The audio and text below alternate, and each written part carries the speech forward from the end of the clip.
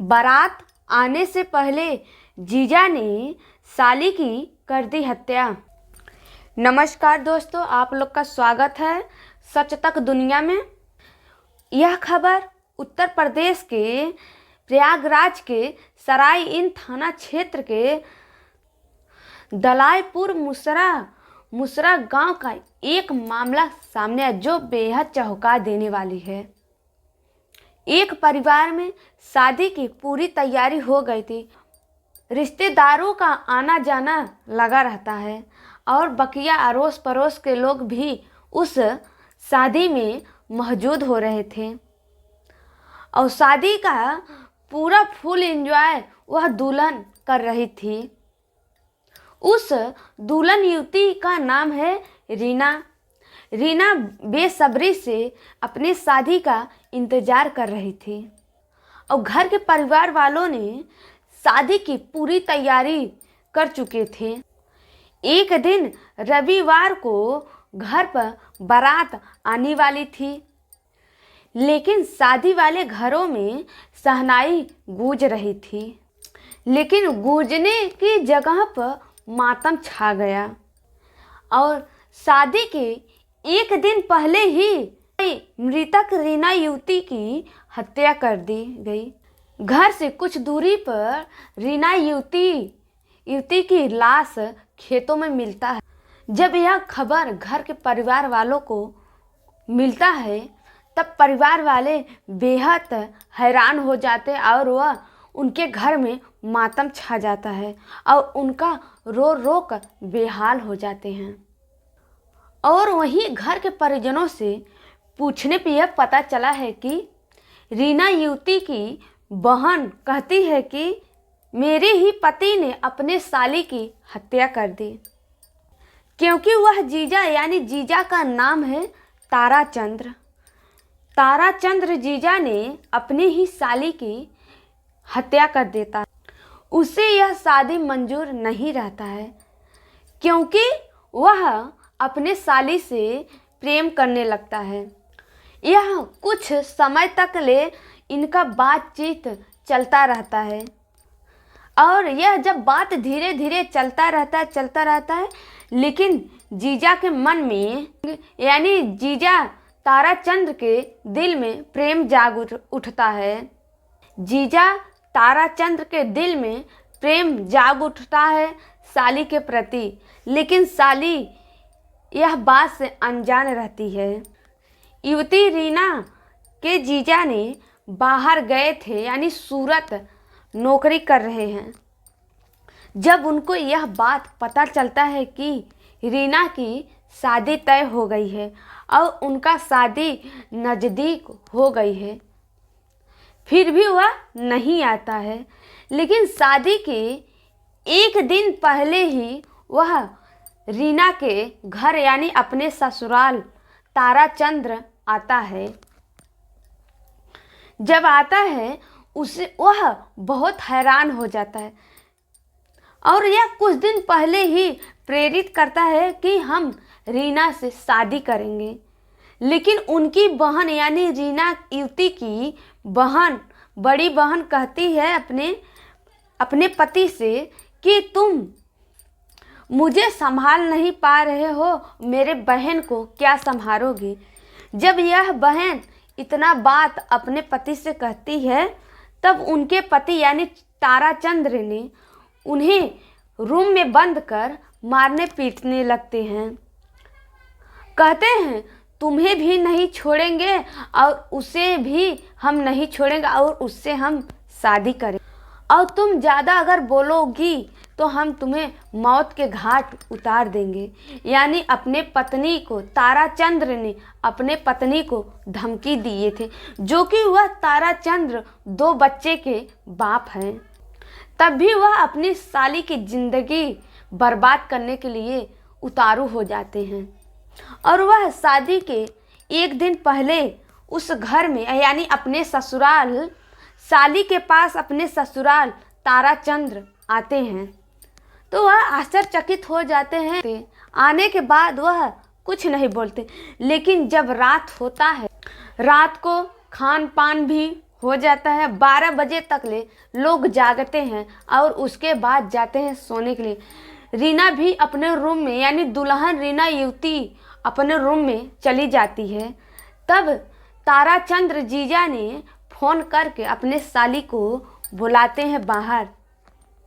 तब साली सोचती है जीजा बुला रहे हैं पानी वानी के लिए, तो वह साली यानी रीना जाती है अपने जीजा के पास।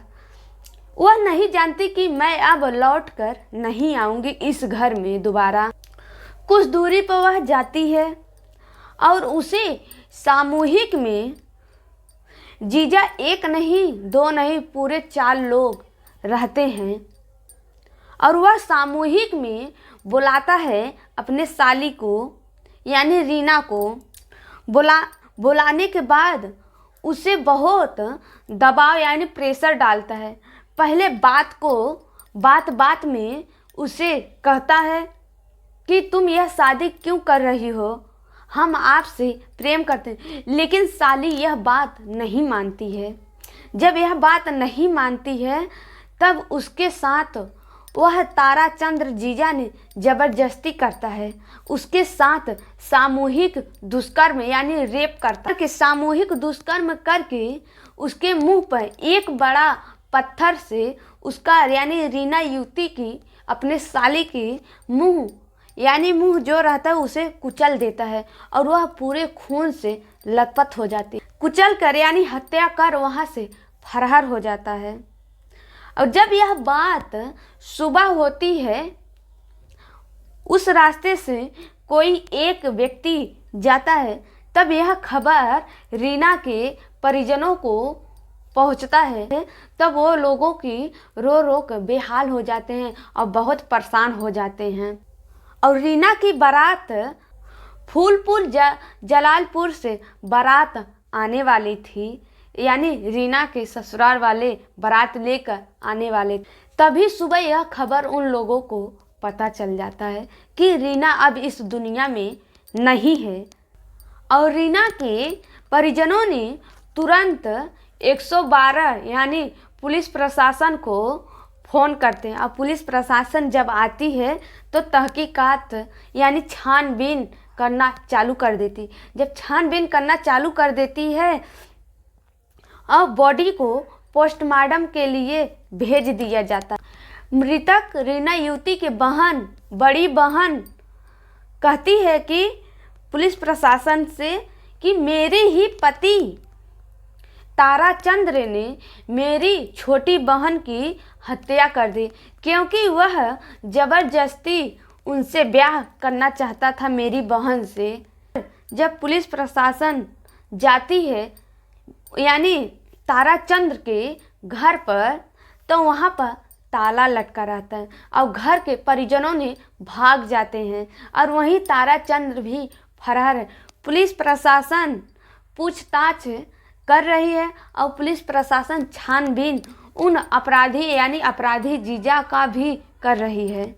वहीं मृतक रीना युवती की बड़ी बहन कहती है कि वह अपने 2 बच्चों को लेकर जाए। अब हम उस ससुराल में नहीं अब हम अपने ससुराल में नहीं जाएंगे। वह ताराचंद्र यानी मेरा पति आए अपना बच्चा लेकर जाए, अब हम उसके घर में नहीं जाएंगे। क्या पता वह मुझे भी मार डाले, जैसे मेरे छोटी बहन को हत्या कर दिया। क्या पता वह गुस्से में आकर मेरे साथ भी वह मुझे भी मौत के घाट उतार दे। मृतक युवती रीना के पिताजी कहते हैं कि मेरी बेटी बिना माँ की है।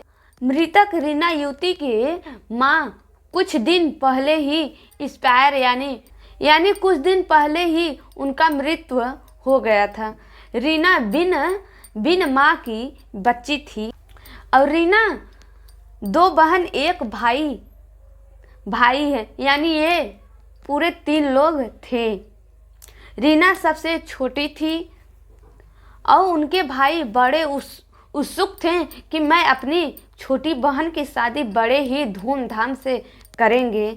घर के सारे सामग्री जुट गई थी और घर के जो बेड यानी जो बेड सोफा सेट जो ये सब रहता है दुल्हन को देने के लिए वो सब आ गया था। मृतक रीना युवती के भाई को यह पता नहीं था कि मेरा ही जीजा यानी ताराचंद्र मेरी बहन की हत्या कर देगा। यानी रीना युवती मृतक के भाई कहते हैं कि मैं सोच रहा था कि यह साली जीजा का मजाक चल रहा है, मुझे नहीं मालूम था कि यह मजाक मेरी बहन की जान ले लेगी और उन्हें फांसी की सज़ा यानी मेरे जीजा ताराचंद को फांसी की सज़ा मिलनी चाहिए।